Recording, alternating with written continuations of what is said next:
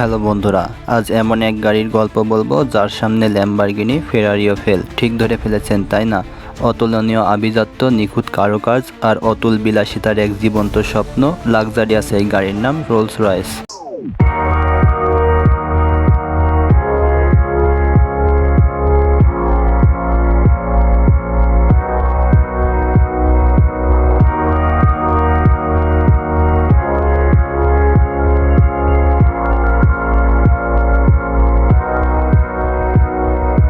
সারা পৃথিবীর রাজারানী এবং সেলিব্রিটিদের কাছে এই গাড়ির মালিকানা পাওয়া মানে বিশাল এক স্বপ্নপূরণ। রোলস রয়েসের দাম শুনলে যে কেউ চমকে যেতে বাধ্য। একটি বেসিক রোলস রয়েসের দামই শুরু হয় 38 কোটি টাকা থেকে। আর যদি ফ্যান্টম বা কুলিনাম কিনতে চান তাহলে প্রস্তুত থাকুন 50 কোটি টাকারও বেশি গুনতে হবে। এখন প্রশ্ন আসতেই পারে, এত টাকা দিয়ে মানুষ আসলে কি পায়? উত্তরটা শুনলে আপনিও অবাক হবেন। প্রতিটি রোলস রয়েস বানাতে সময় লাগে 400 ঘন্টারও বেশি। 60 জনেরও বেশি দক্ষ কারিগর গাড়ির প্রতিটি যন্ত্রাংশ 6 বার পালিশ সহ হাত দিয়ে স্ট্রেচিং করে। ফলাফল গাড়ির ভেতরের শব্দ 0.5 ডেসিবল, যা আপনার শ্বাস প্রশ্বাসের চেয়েও কম। আর কাস্টমাইজেশন, সে তো আরেক গল্প। কারো সিটে সোনার সুতো দিয়ে নাম লেখানো থাকে, কারো গাড়ির ছাদে আবার হীরা বসানো হয়। আবার কেউ কেউ গাড়ির ভেতরে আকাশের তারা দেখার জন্য বিশেষ স্টারলাইট হেডলাইনার লাগান। এক সৌদি শেখ তার রোলস রয়েস গাড়িতে লাগিয়েছিলেন আসল হীরার স্টারলাইট হেডলাইনার, যা বানাতে খরচ পড়েছিল আরও 5 কোটি টাকা। এটা আসলে 100 বছরের ইঞ্জিনিয়ারিং জিনিয়াস, যার পেছনের গল্পটা শুরু হয়েছিল এক অনাথ শিশুর হাত ধরে, যে কিনতে পারত না এক টুকরা রুটি। 1863 সাল ইংল্যান্ডের এক ছোট্ট গ্রামে জন্ম হেনরি রয়েসের।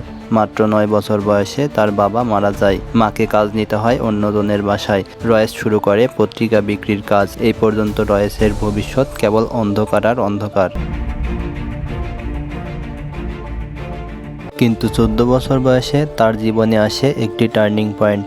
হেনরির মধ্যে সম্ভাবনা দেখতে পেয়ে তাকে গ্রেট নর্দার্ন রেলওয়ে কোম্পানির অ্যাপ্রেন্টিস হিসেবে ভর্তি করিয়ে দেন তার এক খালা। পরের 3 বছর রয়েস দিনরাত এক করে কাজ করতে থাকেন। 17 বছর বয়সে সে হয়ে ওঠে একজন দক্ষ মেকানিক। 21 বছর বয়সে ম্যাক্সিন ওয়েস্টন কোম্পানিতে ইঞ্জিনিয়ার হিসেবে যোগ দেয় সে। কিন্তু আর্থিক সংকটে কোম্পানিটি বেশি দিন টিকতে পারেনি।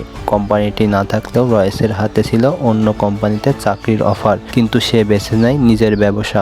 1884 সালে মাত্র 20 পাউন্ড সঞ্চয় নিয়ে ম্যানচেস্টারে একটি ছোট্ট অফিস স্পেস খুলে নাম দেয় FH Royce and company. Partner হিসেবে যোগ দেয় তার বন্ধু আর্নাস্ট ক্লেয়ারমোন্ট। শুরুতে টিকে থাকার জন্য রয়েস সব ধরনের কাজ করে, সেলাই মেশিন মেরামত, ইলেকট্রিক্যাল ফিটিং সহ সব। কিন্তু রয়েস লক্ষ্য করেন ইলেকট্রিক্যাল ফিটিংস এবং লাইটিংয়ের চাহিদা দিনকে দিন বাড়ছে। তাই সে lamp, bulb holder, electric doorbell তৈরি করেন। এতেই বদলে যায় কোম্পানির ভাগ্য। 1900 সাল নাগাদ কোম্পানির বিক্রি 20,000 পাউন্ড ছাড়িয়ে যায়। হঠাৎই 1901 সাল নাগাদ জার্মান ও আমেরিকান কোম্পানিগুলো ব্রিটিশ ইলেকট্রনিক্স মার্কেটে ঢুকে পড়ে। প্রতিযোগিতা বেড়ে যায়, ইলেকট্রনিক্স যন্ত্রপাতির দাম কমে আসে। রয়েসের ব্যবসা ধসে পড়তে শুরু করে। ব্যবসা ব্যর্থ হওয়ায় রয়েসের মানসিক ও শারীরিক স্বাস্থ্য ভেঙে পড়ে। ডাক্তার সুস্থ হতে তাকে ভ্রমণের পরামর্শ দেন এবং তার জন্য একটি গাড়ি কিনতে বলা হয়। রয়েস ফ্রান্সের ডেকোবেল ব্র্যান্ডের একটি গাড়ি কিনেন, কিন্তু গাড়ির শব্দ ছিল অসহ্য, ব্রেক অকার্যকর আর ওভারহিটিংয়ের সমস্যা তো ছিলই। ভীষণ বিরক্ত হয়ে এই গাড়ির মডিফিকেশনের সিদ্ধান্ত নেন তিনি। রয়েসের গাড়ির জগতে ঢোকার শুরুটা এখান থেকেই। পুরো গাড়িটা রিডিজাইন করে ফেলেন রয়েস। নতুন ডিজাইনের গাড়িটা আসল ডেকোবেলের চেয়ে আরও অনেক বেশি সুন্দর ছিল। এই সাফল্য রয়েসের আত্মবিশ্বাসকে বাড়িয়ে দেয়। এরপর রয়েস শুরু করে দেয় গাড়ির ব্যবসা। একটি টিম বানিয়ে নতুন গাড়ির ডিজাইন করতে লাগলেন তিনি। অবশেষে রয়েস 10 হর্স পাওয়ার ও 2 সিলিন্ডারের একটি গাড়ি বানালেন। শব্দহীন, হালকা ওজন ও টেকসই। আর নির্ভরযোগ্যতার দিক থেকে গাড়িটি ছিল বেস্ট। 1904 সালের 1 এপ্রিল গাড়িটি রাস্তায় টেস্ট করা হয়। টেস্টেই কোনো সমস্যা ছাড়াই 50,000 কিলোমিটার পথ পাড়ি দেয়। একই মডেলের আরও 2টি গাড়ি বানালেন রয়েস। এখানেই গল্পের দ্বিতীয় নায়ক চার্লস রোলসের আবির্ভাব ঘটে। একটি প্রদর্শনীতে রয়েস তার গাড়িগুলো দেখাচ্ছিলেন। চার্লস রোলস তা দেখে রয়েসের সাথে দেখা করেন এবং গাড়িগুলো পরীক্ষা করে মুগ্ধ হন। এরপরে চার্লস রোলস ও হেনরি রয়েস যৌথভাবে গাড়ি বিক্রির সিদ্ধান্ত নেয়। গাড়ির নাম ঠিক করা হয় রোলস রয়েস। 1906 সালের মার্চে রোলস রয়েস লিমিটেড রেজিস্ট্রেশন হয়। 10, 15, 20 ও 30 হর্স পাওয়ারের মডেল বাজারে আনা হয়। রোলস রয়েস কোম্পানি বিশ্বাস করত গাড়ির মার্কেটিংয়ের সবচেয়ে ভালো উপায় হলো রেসিং টুর্নামেন্টে অংশগ্রহণ করা। তাই তারা আইল অফ ম্যান ও ট্যুরিস্ট টুর্নামেন্টের মতো প্রেস্টিজিয়াস ইভেন্টে অংশ নেয়। নিজেদের গাড়ি দিয়ে রেস জিতে নেয়, একের পর এক স্পিড রেকর্ড করে রোলস রয়েস একটি লিজেন্ডারি ব্র্যান্ডে পরিণত হয়। কিন্তু তাদের সবচেয়ে সফল গাড়িটি তখনও বাজারে আসেনি। 1906 সালের শেষে রোলস রয়েস বাজারে আনে 40 ও 50 হর্স পাওয়ারের 6 সিলিন্ডারের একটি মডেল। গাড়িটির রং ছিল সিলভার, অসম্ভব মসৃণ এবং নিঃশব্দে চলাফেরা, যেন একটি ভূত চলাফেরা করছে। তাই এর নাম দেওয়া হয় সিলভার ঘোস্ট। গাড়িটি মার্কেটিংয়ের জন্য 28,000 কিলোমিটারের একটি অসম্ভব টেস্টের পরিকল্পনা করে। রোববার ছাড়া প্রতিদিন টানা 2.5 মাস ধরে সিলভার ঘোস্ট চালানো হয়। রাত দিন একটানা চলার পর গাড়িটি 28,000 কিলোমিটার পথ অতিক্রম করে কোনো ধরনের কোনো সমস্যা ছাড়াই। এটি দেখে তখনকার রাজারানী শিল্পপতিদের প্রথম পছন্দে পরিণত হয়। সিলভার ঘোস্টের সাফল্য যখন সব দিক থেকে আসতে শুরু করেছে, ঠিক তখনই ঘটে ভয়াবহ এক ঘটনা।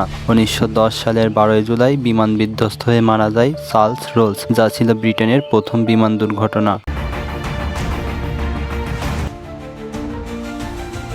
এই ঘটনা রোলস রয়েসকে গভীরভাবে নাড়া দেয়। তারা এই ক্ষতি কাটিয়ে উঠতে চেষ্টা করেছিল, কিন্তু 1911 সালে রয়েসের স্বাস্থ্য হঠাৎ করেই খারাপ হতে শুরু করে। ডক্টররা জানায় তার ক্যান্সার হয়েছে। বড় ধরনের অস্ত্রোপচারের পরেও ডাক্তাররা তাকে 3 মাস সময় পেতে দেয়। কিন্তু এমন অবস্থাতেই রয়েস সিলভার ঘোস্টের ইঞ্জিনিয়ারিং উন্নতি করার কাজ করতে থাকে। আর ঠিক তখনই ঘটে অলৌকিক এক ঘটনা। 3 মাস পর রয়েস সম্পূর্ণ সুস্থ হয়ে ওঠে। সিলভার ঘোস্টে আনে বড় ধরনের চেঞ্জ। গাড়িতে গ্রাউন্ড ক্লিয়ারেন্স বাড়ানো, সাসপেনশন আপডেট, চ্যাসিসকে আরও শক্তিশালী করেন। এই সময় রয়েস লক্ষ্য করেন গাড়ির বনেটে ব্যক্তিগত মাস্কট লাগানোর ট্রেন্ড চলছে। ব্র্যান্ড ইমেজ বাড়াতে রোলস রয়েস একটি আইকনিক মাস্কট ডিজাইন করেন, যেখানে একটি নারীকে এগিয়ে যাওয়ার ভঙ্গিতে দেখানো হয়েছে। এই মাস্কটটি ব্রিটিশ অভিনেত্রী এলিনর থর্নটনকে অনুকরণ করে তৈরি করা হয়েছিল। মাস্কটটির নাম ছিল স্পিরিট অফ ইকুয়েস্ট্রেসি, যা গ্রেস, স্বাধীনতা ও গতির প্রতীক। এসব উন্নতির ফলে রোলস রয়েসের বিক্রি ও মুনাফা চোখে পড়ার মতো বেড়ে যায়।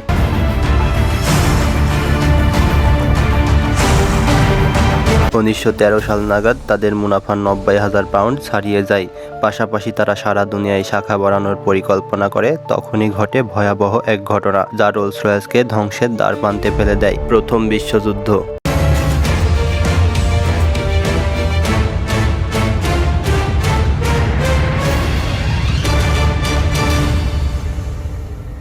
1914 সালে প্রথম বিশ্বযুদ্ধ শুরু হলে রোলস রয়েসের বিক্রি হু হু করে কমতে থাকে। কর্মীদের ছাঁটাই করতে বাধ্য হয় কোম্পানিটি। সবাই ভেবেছিল যুদ্ধের ধাক্কায় রোলস রয়েস টিকতে পারবে না। এমন পরিস্থিতিতে যুদ্ধের জন্য সিলভার ঘোস্টকে মডিফাই করে বানানো হয় আর্মার্ড কার। গাড়ির বডিতে লাগানো হয় 8 মিলিমিটার পুরো আর্মার, আর উপরে যুক্ত করা হয় রিভলভিং টারেন্ট, যাতে বসানো হয় মেশিন গান। মধ্যপ্রাচ্যের মরুভূমিতে অপারেশন চালাতে এই গাড়ি ব্যবহার করা হয়। এমনকি গোয়েন্দা মিশনেও এটি কাজে লাগে। আর সিলভার ঘোস্ট চালানোয় অসম্ভব মসৃণ, তাই অসুস্থ সৈন্য বহনের জন্যও ছিল পারফেক্ট। মিলিটারির সাথে কাজ করতে গিয়ে রোলস রয়েস লক্ষ্য করে ব্রিটিশ এয়ারপোর্ট বিমানের জন্য ফ্রান্স কোম্পানির ওপর নির্ভরশীল। সরকার চাচ্ছিল একটি ব্রিটিশ কোম্পানি যেন এই চাহিদা পূরণ করে। এর সুযোগ দেখে রোলস রয়েস এয়ার ইঞ্জিন প্রোডাকশনে ঢুকে পড়ে। রয়েস নিজেই অ্যারো ইঞ্জিন ডিজাইন শেখে এবং 1915 সালে লঞ্চ করে এগল ইঞ্জিন। এটি তুলনা করলে কম্পিটিটরের চেয়ে রিলায়েবল, হালকা এবং ফুয়েল এফিশিয়েন্ট ছিল। ফলে বছর শেষে ব্রিটিশ এয়ারপোর্টস 500টি ইগল ইঞ্জিন অর্ডার দেয়। রোলস রয়েস এখানেই থামেনি। 1915 সাল শেষে লাইট এয়ারক্রাফটের জন্য হাউক ইঞ্জিন বানায়। রোলস রয়েস বিভিন্ন ধরনের এয়ারক্রাফটের জন্য আলাদা আলাদা ইঞ্জিন তৈরি করায় যুদ্ধের মাঠে বড় ধরনের সুবিধা পায় ব্রিটেন। অ্যারো ইঞ্জিন বানানো রোলস রয়েসের জন্য ছিল একটি জিনিয়াস সিদ্ধান্ত। আজও হাজার হাজার কমার্শিয়াল এবং মিলিটারি এয়ারক্রাফটে রোলস রয়েস ইঞ্জিন ব্যবহার করা হয়। বিশ্বযুদ্ধ শেষে পরের 15 বছর রোলস রয়েস গাড়ি এবং ইঞ্জিন দুটোতেই ফোকাস করে। তারা একটি সস্তা ও ছোট গাড়ি 20 লঞ্চ করে। দুর্ভাগ্যবশত এর বিক্রি তেমন ভালো হয়নি।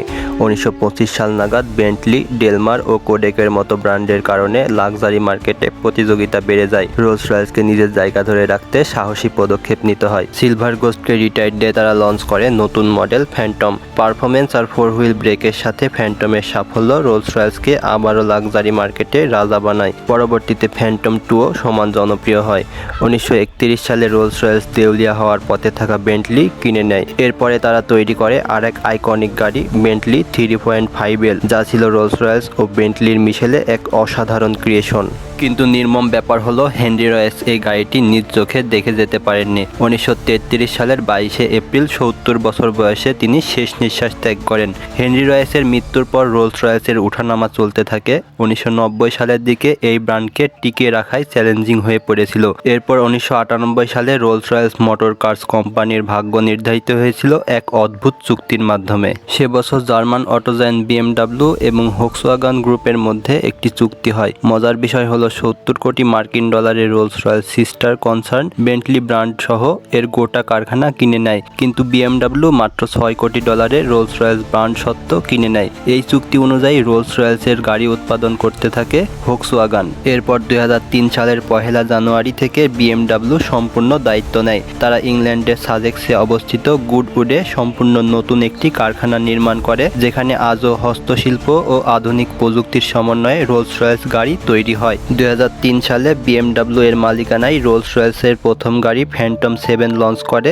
যা ব্যাপক জনপ্রিয়তা পায়। এই সিদ্ধান্তটি BMWর জন্য ছিল মাস্টার স্ট্রোক। রোলস রয়েসের ইতিহাসের সবচেয়ে কিংবদন্তি মডেলের মধ্যে ফ্যান্টম সিরিজের স্থান সবচেয়ে আলাদা। 1925 সালের প্রথম ফ্যান্টমের জন্মের পর থেকেই মডেলটি হয়ে ওঠে সেরা গাড়ি। এর ম্যাজিক কার্পেট ড্রাইভ টেকনোলজি রাস্তার সব খাঁজ কাটিয়ে যাত্রীদের দেবে ভাসমান সুখানুভূতি, যেন গাড়ি নয় একটি উড়ন্ত গালিচায় বসে আছেন।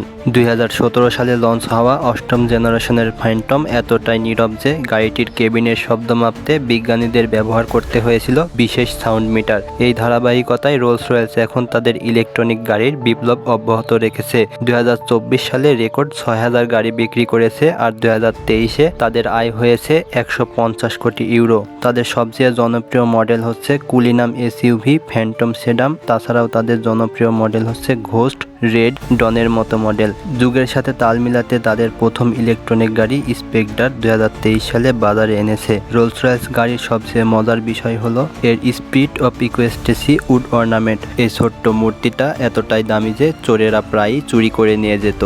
তাই এখন এটা ক্রেতারা চাইলে লাগাতেও পারেন, আবার খুলে রেখেও চলতে পারেন। শেষ করব আরও একটা মজার তথ্য দিয়ে। 2017 সালে একজন ক্রেতা রোলস রয়েসের বিশেষ সুইফট টাইল মডেল কিনেন 13 মিলিয়ন ডলারে। 8 বছর ব্যবহারের পর এটার দাম আরও বেড়েছে। এটাই রোলস রয়েসের জাদু। তাদের গাড়ি সময়ের সাথে সাথে দামও বাড়তে থাকে। তবে এটা ঠিক একটি রোলস রয়েসের মূল্য শুধু তার মজবুত ডিজাইন এবং বিলাসবহুল ডেকোরেশনে নয়, এর প্রতিটি বোল্টে লুকিয়ে আছে সেই অনাথ শিশু রয়েসের স্বপ্ন, যে বিশ্বাস করত পারফেকশন কোনো অপশন নয়, এটি বাধ্যতামূলক। সেই সাথে রয়েসের সংগ্রামী জীবন এটাও প্রমাণ করে যে সৃষ্টিকর্তা সেই মানুষকেই সাহায্য করেন যে নিজের শেষ নিঃশ্বাস পর্যন্ত নিজেকে সাহায্য করতে জানে। তাই তো সাক্ষাৎ মৃত্যু থেকে ফিরেও স্বপ্ন ছুঁতে পেরেছিলেন রয়েস। আপনাদের স্বপ্নগুলো কি হেনরি রয়েসের মতো অসম্ভব বলে মনে হয়? মনে রাখবেন, আজকের সেই অসম্ভব স্বপ্নই আইকনিক সাফল্যের গল্প। আপনাদের পছন্দের গাড়ির ব্র্যান্ড কোনটি তা কমেন্টে জানাতে ভুলবেন না। পাশাপাশি আর কোন কোন ব্র্যান্ড নিয়ে ভিডিও দেখতে চান তাও জানাতে পারেন। তো বন্ধুরা, ভিডিওটি ভালো লাগলে একটু কষ্ট করে লাইক দিতে পারেন। আর আপনি যদি এমনই আনকমন, ইন্টারেস্টিং আর রহস্য রোমাঞ্চে ভরা ভিডিও দেখতে পছন্দ করে থাকেন তো এখনই চ্যানেলটি সাবস্ক্রাইব করুন এবং পাশে থাকা বেল আইকনটিও প্রেস করুন। তো বন্ধুরা, দেখা হচ্ছে আগামী ভিডিওতে। ততক্ষণ পর্যন্ত ভালো থাকুন। ধন্যবাদ।